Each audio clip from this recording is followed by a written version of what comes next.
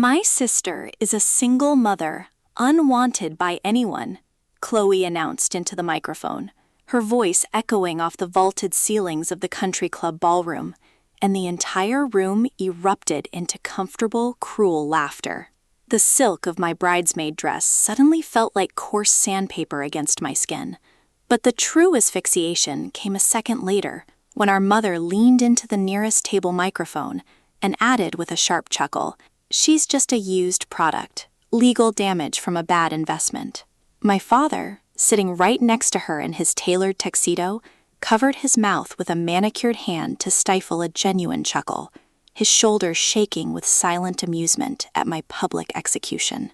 Then David, the groom, stood up from the head table, roughly grabbed the microphone from Chloe's hand, and the room froze into a terrifying, breathless silence. I looked down at the balance sheet clutched in my trembling fingers, the document proving they had stolen $500,000 using my forged signature. How did my own flesh and blood turn my private struggles into a wedding day comedy routine while framing me for a federal crime? To understand how the trap had been set, you have to realize that the malice began months before the first cork was popped. But to truly see the rot in my family, we have to look back at how it all began.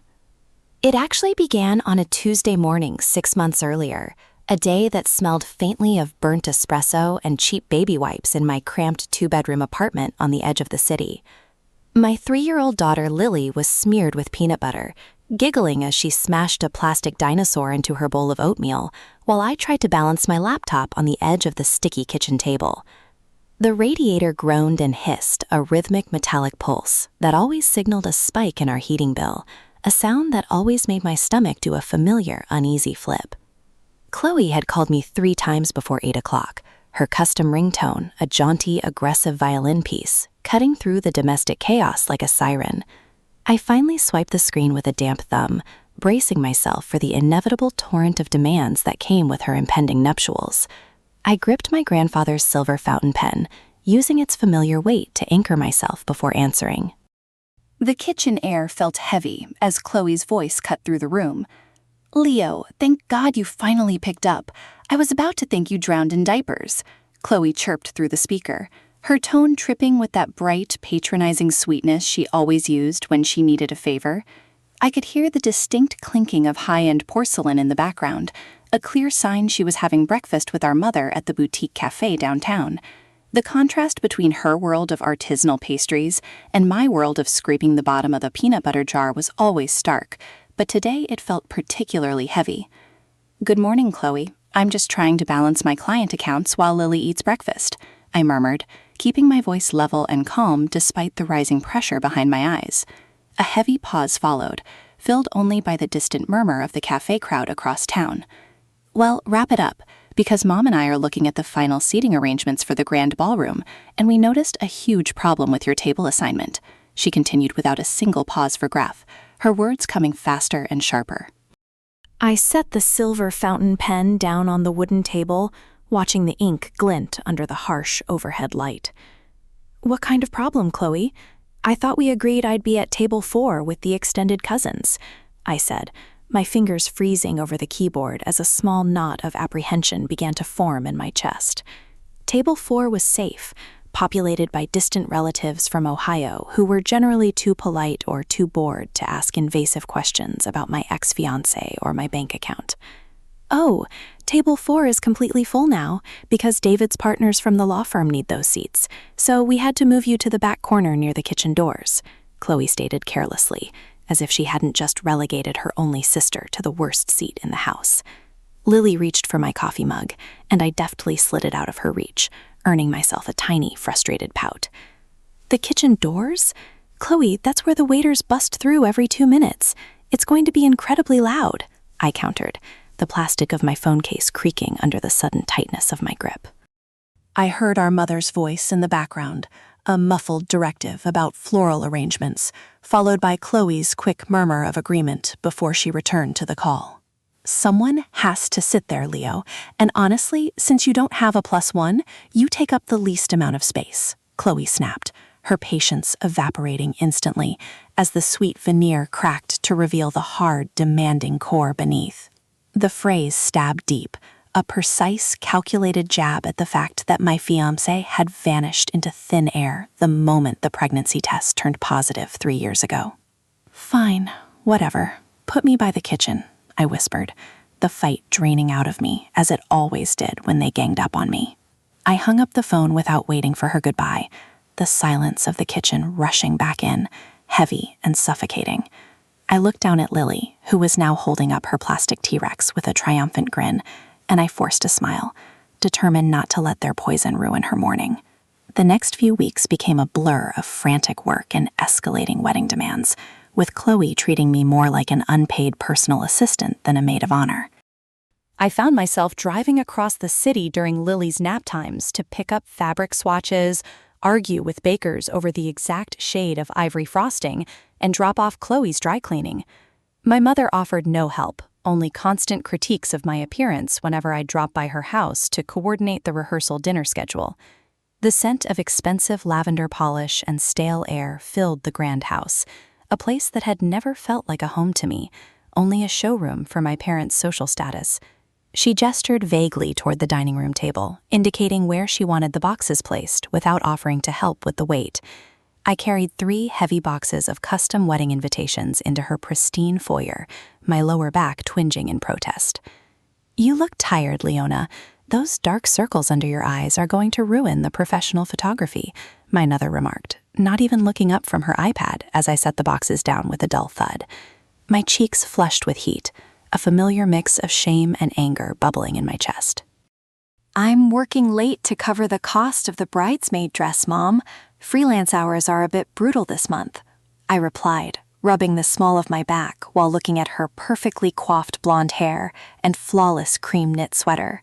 She finally looked up, her icy blue eyes scanning me from head to toe with a look of profound disappointment that I had spent my entire life trying and failing to erase.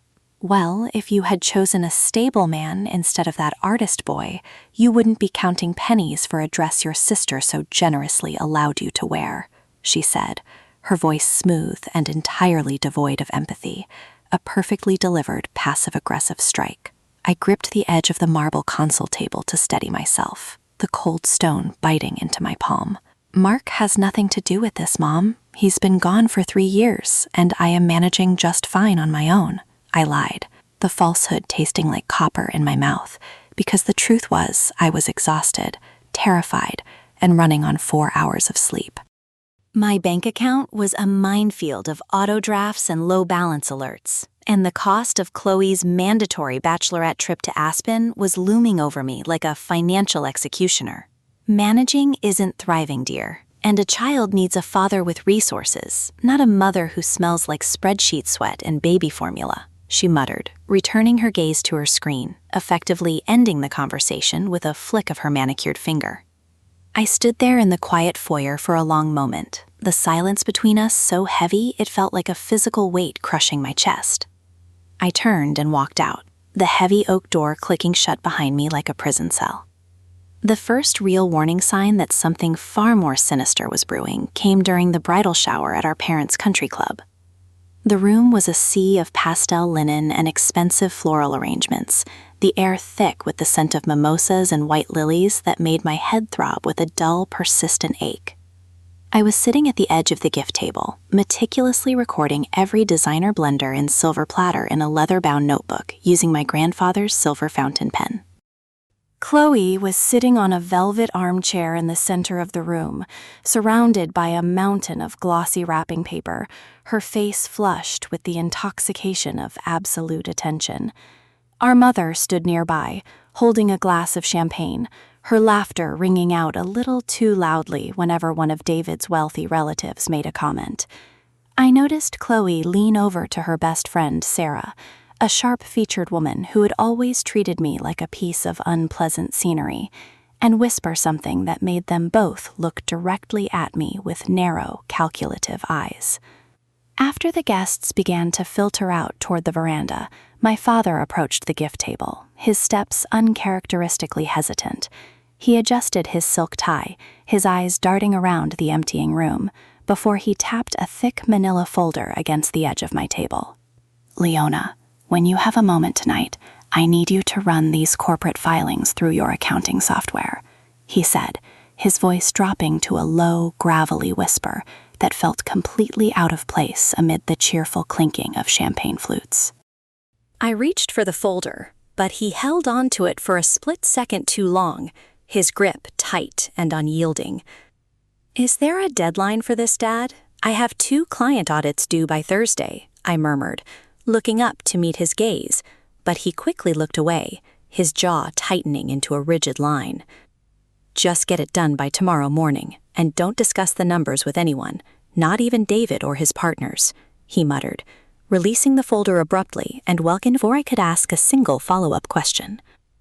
Later that evening, I sat at my small kitchen table, the silence of the apartment punctuated only by the rhythmic huffing of Lily's breathing from the bedroom. I opened the folder my father had given me, expecting standard quarterly tax declarations for his boutique real estate development firm. Instead, the spreadsheets showed massive, erratic wire transfers to offshore accounts, all labeled under vague consulting fees.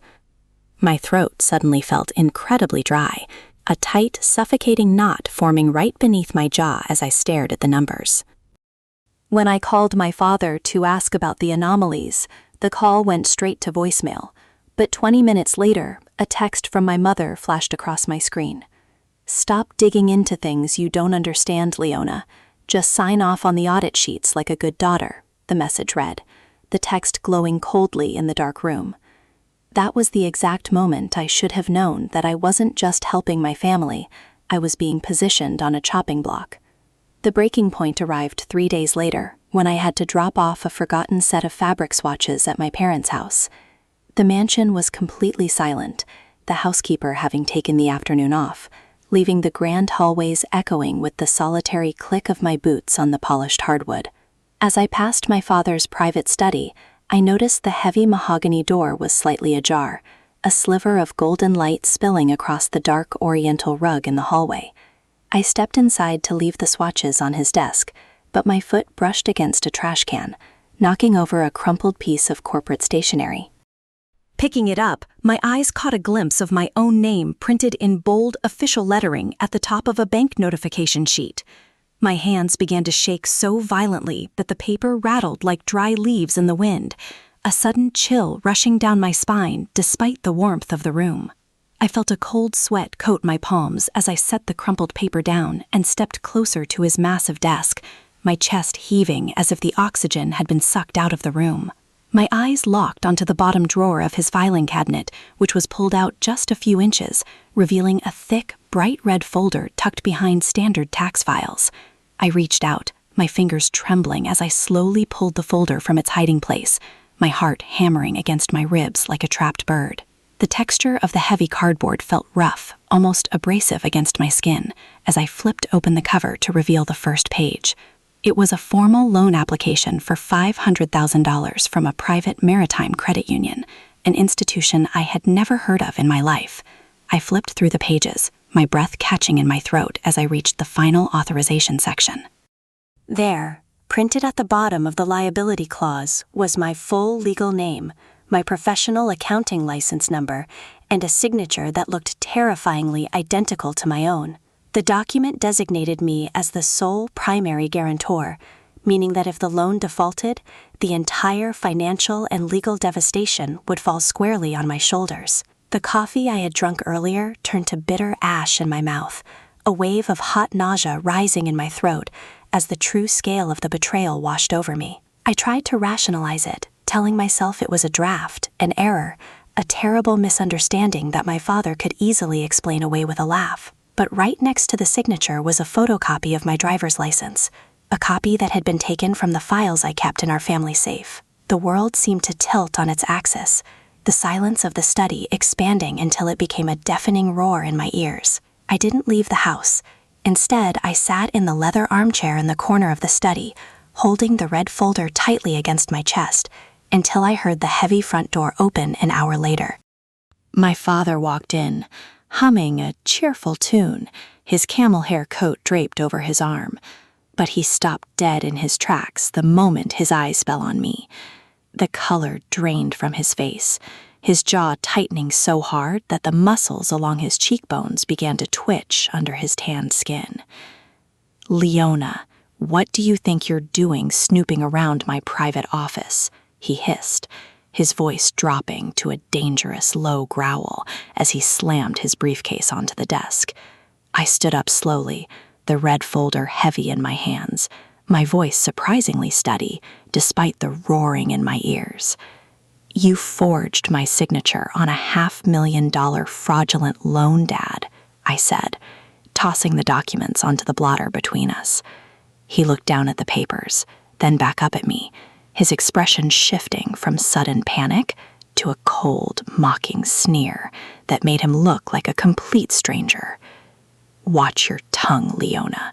You don't know anything about how business works in the real world," he muttered, stepping closer until he was towering over me, trying to use his physical size to break my resolve. I didn't step back, my gaze locked onto his icy eyes, the memory of every passive-aggressive comment over the years burning away my fear. I know exactly how accounting fraud works, and I know this loan is completely illegal, I countered, my voice ringing clear against the wood-paneled walls. He let out a sharp, breathless laugh, waving his hand dismissively, as if I were a misbehaving child. "Who do you think is going to believe you? You're a bitter, broke single mother living on freelance scraps, while I am a respected developer who has built this community from the ground up," he sneered, his words cutting through the air like a blade. I left the house with the documents copied on my phone, my mind spinning as I tried to figure out how deep the rot actually went. That evening, I sat in my car outside a diner, scrolling through the metadata of the digital loan application files I had managed to extract from his desktop. My stomach dropped into a bottomless pit when I found an attached email exchange dated 3 weeks prior, sent from Chloe's personal address to our father. "Leo's credit is pristine because she's too terrified to ever take a loan, so just use her license number," Chloe had written, adding a casual smiley face emoji at the end of the sentence.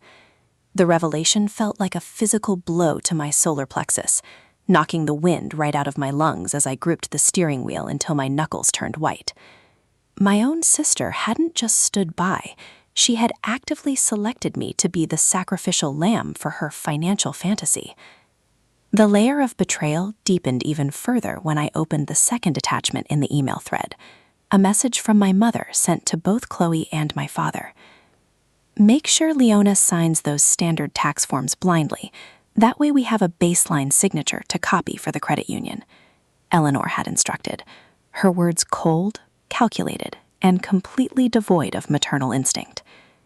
They had discussed my financial ruin over their expensive morning coffees, treating my life and my daughter's future as a convenient shield to hide my father's failing real estate projects. The beautiful wedding, the designer dresses, the country club ballroom, it was all being funded by a crime that would have sent me to a federal penitentiary while they sailed away clean. I sat in the dark car, the cold steering wheel biting into my hands, realizing that my entire family was a coordinated syndicate operating against me. The following evening was the formal rehearsal dinner at a high-end steakhouse downtown, an event I couldn't skip without raising immediate alarms. I stood near the bar, holding a club soda, watching Chloe laugh as she rested her head on David's shoulder while he chatted with his colleagues. David looked up, his warm brown eyes catching mine, and noticing my pale face, he excused himself from the group and walked over to my corner. "Hey, Leo, you look like you're carrying the weight of the world tonight. Is everything okay with the wedding prep?" he asked, his voice genuine, filled with a kindness that felt completely foreign in this family. A sudden wave of hope washed over me, a desperate thought that maybe if I told him the truth, he would put a stop to this madness and protect me. "David, there's something really serious you need to know about the financing of this wedding," I began, my voice trembling slightly as I looked into his eyes. But before I could utter another word, Chloe appeared out of nowhere, her hand clamping onto David's arm with a terrifyingly tight grip. "David, darling, the photographer needs us for a quick family photo. Leave my sister to her spreadsheets," she said with a venomous sweetness, dragging him away while throwing a sharp, warning glare over her shoulder. 10 minutes later, as I was washing my hands in the plush powder room, the heavy door swung open and both Chloe and my mother stepped inside, locking the door behind them. The air in the small room instantly became suffocating, the sweet scent of expensive jasmine perfume turning rancid as they cornered me against the marble sink. "What do you think you're doing, trying to whisper in my fiancé's ear, Leona?" Chloe prodded, her voice dropping all pretense of bridal joy, her eyes flashing with pure rage. I dried my hands slowly with a paper towel, forcing my breathing to remain steady despite the violent pounding of my heart. "I was about to tell him that his future in-laws are using identity theft to fund his wedding," I said, looking directly at my mother's icy reflection in the mirror. My mother stepped forward, her expensive diamond rings catching the harsh vanity light as she pointed a manicured finger directly at my face. "You will keep your mouth shut if you know what's good for you and that little bastard child of yours," Eleanor hissed, her voice vibrating with a venomous intensity that made my skin crawl. Chloe nodded right beside her, stepping closer until I could see the tiny lines of fury etched around her perfect lips. "If you say one word to David or his partners, we will file a formal complaint with Child Protective Services, claiming you're an unstable, broke fraudster," Chloe threatened, her voice a sharp weapon. "Dad already has the paperwork drawn up, and with your financial status, you'll lose Lily before the honeymoon is over," my mother added, completing the ultimatum with a cruel, satisfied smile. I stood frozen against the sink, the threat against Lily striking me like a physical blow, but the true depth of their malice hadn't even peaked yet. My mother turned to leave, but then she stopped, looking back at me with a look of pure amusement that made my blood run cold. "You really thought your little artist boyfriend just walked out on you because he got scared, didn't you, Leona?" She chuckled, smoothing down her designer dress with an elegant gesture. "Your father paid Mark $20,000 to pack his bags and vanish from this city 3 years ago because we weren't going to let an impoverished painter ruin our family reputation," Chloe added, laughing out loud at the shock that must have been written all over my face. The world shattered into a million jagged pieces right then. The realization that they had engineered my deepest heartbreak just to maintain their pristine social facade.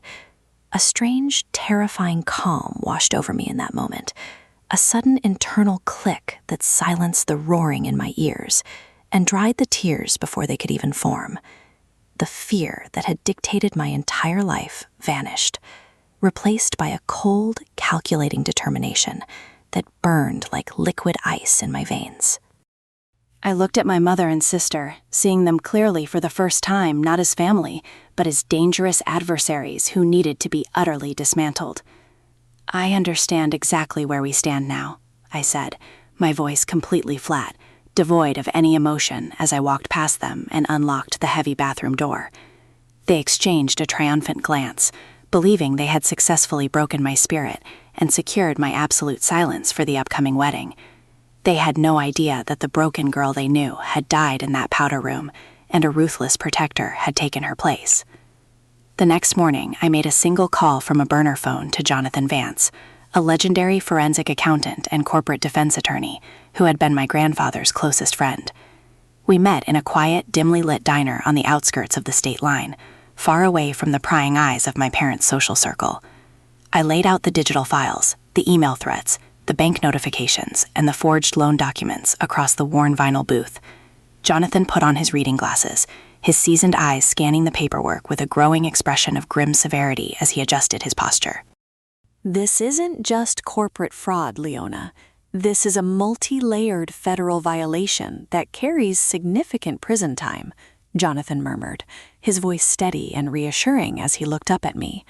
"They threw you to the wolves, but they left a trail of breadcrumbs so massive a first-year law student would follow it," he added, a small, dangerous smile appearing on his lips as he tapped the forged application.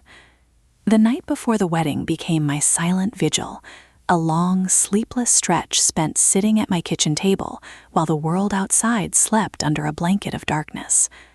I watched the dawn slowly break over the city, the sky shifting from a deep indigo to a pale, cold gray through my small window. I held my grandfather's silver fountain pen, the cool metal a grounding weight in my hand, as I finalized the digital presentation that Jonathan had prepared for me. I drank my black coffee, the bitterness matching the cold resolve in my heart, as I looked at a photograph of Lily sleeping peacefully in her crib. I knew that by this time tomorrow, my family would be in ruins, but my daughter would grow up knowing her mother couldn't be broken by monsters. I took a deep breath, packed the physical folders into my leather briefcase, and went to put on my bridesmaid dress. The country club ballroom was a masterpiece of opulent deception, filled with the elite of the city, all drinking expensive champagne under the glittering crystal chandeliers. I sat at the table right next to the swinging kitchen doors, the loud clattering of plates and shouting waiters a constant reminder of my assigned status. Then came the moment for the maid of honor speech, and Chloe walked up to the podium, her diamond necklace catching the light as she smiled at the crowd. "My sister is a single mother, unwanted by anyone," Chloe announced into the microphone, her voice echoing off the vaulted ceilings, and the entire room erupted into comfortable, cruel laughter. My mother leaned into her table microphone and added with a sharp chuckle, "She's just a used product, legal damage from a bad investment." My father covered his mouth with a manicured hand to stifle a genuine chuckle, his shoulders shaking with silent amusement at my public execution. Then David, the groom, stood up from the head table, his face completely pale, his eyes wide with a mixture of absolute disgust and horror as he looked at his new bride. He roughly grabbed the microphone from Chloe's hand, and the room froze into a terrifying, breathless silence that made the clattering of the kitchen doors sound like thunder. "This wedding reception is officially over, and this marriage is annulled before it even begins." David's voice boomed through the speakers, shaking the crystal fixtures above. Chloe's smile shattered instantly, her hands flying to her mount as she stumbled backward in her pristine white gown. "David, sweetheart, what are you saying? It was just a joke. We were just teasing her," Chloe stammered, her voice cracking with a sudden, desperate panic. David didn't look at her. Instead, he gestured toward the main entrance of the ballroom, where Jonathan Vance stepped inside, followed by 2 uniformed federal investigators. I stood up from my miserable table by the kitchen, my movements slow and deliberate as I walked up the center aisle toward the head table, holding my briefcase. The guests sat frozen with their forks suspended in midair, their whispers dying out completely as I stepped onto the raised platform next to my father. I reached into my bag, pulled out the thick manila folders, and slammed them down directly onto his plate, splashing his expensive steak with sauce. "The bad investment wasn't me, Dad. It was your freedom," I said, my voice cutting through the silent room like a razor blade. My father stared at the documents, his face turning an ash-gray color as he recognized the federal asset seizure notices and fraud charges. "Leona, what have you done? You've ruined us," my mother screamed, her voice rising to a frantic, hysterical shriek as an investigator stepped up behind her chair. "No, Mom, you ruined yourselves the moment you put my daughter's future on the line for a loan," I replied, turning my back on them without a single shred of regret. The chaos that followed was a masterclass in swift, clinical justice, as the federal investigators calmly escorted my father and mother out of the country club in handcuffs. Chloe was left standing in the center of the dance floor, her makeup smeared with tears, her expensive dress looking ridiculous against the backdrop of fleeing wedding guests. David's partners from the law firm immediately began reviewing the paperwork I had provided, ensuring that their firm's joint accounts were completely insulated from my father's collapsing corporate empire. Within hours, the news of the high society arrest flooded the local media, stripping away the decades of carefully manufactured prestige my parents had worshipped. They lost their reputation, their freedom, and their access to the funds they had stolen, all before the sun had even set on Chloe's ruined wedding day. 6 months later, the world looked entirely different from the window of my new office downtown. The space was flooded with natural morning sunlight, smelling of fresh pine and high-end mahogany furniture that belonged completely to me. My freelance business had transformed into a thriving boutique forensic accounting firm, populated by clients who respected my precision and absolute integrity. Lily was attending a beautiful, safe preschool just 2 blocks away, her laughter a constant, joyful melody that filled our lives with genuine peace. I sat at my desk, looking out over the city skyline, feeling a profound sense of lightness that I hadn't experienced since childhood. My father had accepted a plea deal, resulting in a 7-year sentence in a federal correctional facility, his grand real estate empire completely liquidated to pay back the defrauded institutions. My mother was forced to sell the country club mansion and move into a cramped 1-bedroom apartment on the far outskirts of the state, completely abandoned by the social circle she had sacrificed her soul to maintain. Chloe's engagement was completely shattered, and she was currently working an entry-level retail job just to pay off the massive personal debts she had accumulated during her wedding preparations. They had tried to turn me into a penniless scapegoat, but their greed had inverted the trap, leaving them trapped in the very prison they had designed for me. David called me later that afternoon, his voice through the receiver warm, steady, and completely healed from the trauma of that ruined wedding day. He had hired my firm as the primary auditor for his corporate law practice, a partnership that had solidified my business's reputation within the city's elite financial circles. "I'm just reviewing the quarterly reports you sent over, Leo, and your work is absolutely flawless, as always," David said, his tone filled with a deep, genuine respect that made me smile. "Thank you, David. It means a lot to have a partner who values honesty above appearances," I replied, leaning back in my leather chair. We exchanged a few more professional notes before hanging up, the silence that followed in my office feeling incredibly empowering and serene. I picked up my grandfather's silver fountain pen from the polished mahogany desk, watching the sunlight reflect off its smooth, intricate engraving. The pen was no longer a symbol of late-night survival and desperate calculations made in a cramped kitchen under the threat of ruin. It was now the instrument of my own independence, the tool I used to sign my own contracts and secure a beautiful, unshakable future for my daughter. I capped the pen and slid it into my breast pocket, a quiet smile spreading across my face as I stood up to go pick up Lily from school. The air outside was crisp and sweet, and for the first time in my entire life, the silence around me felt completely whole and beautifully mine.